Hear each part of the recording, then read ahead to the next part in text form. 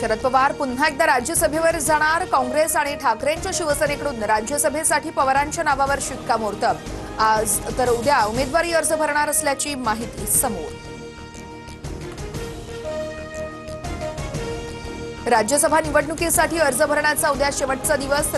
राष्ट्रवादीच्या कोट्यातून पार्थ पवार हे उद्या उमेदवारी अर्ज भरणार, तर उपमुख्यमंत्री सुनेत्र पवार देखील उपस्थित राहणार असल्याची माहिती।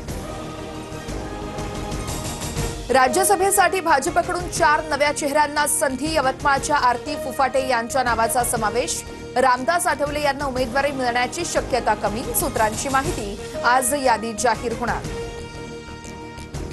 उद्धव ठाकरेंनी दिलेला प्रभाग समिती अध्यक्षपदाचा प्रस्ताव राज ठाकरेंनी नाकारला। स्वीकृत नगरसेवक पदावरून मनसेची नाराजी। संजय राऊतांकडून शिवतीर्थ निवासस्थानी जात मनधरणीचे प्रयत्न। अर्ज करण्याचा आजचा शेवटचा दिवस।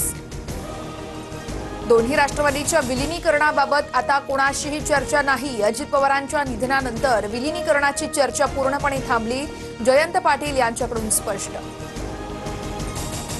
अजित पवार हयात असताना सुनील तटकरेंविरोधात राष्ट्रवादीच्या विविध सेलच्या प्रदेशाध्यक्षांचे राजीनामे। अजितदादांनी न मंजूर केलेले राजीनामे मृत्यूनंतर मंजूर झाल्याची सूत्रांची माहिती।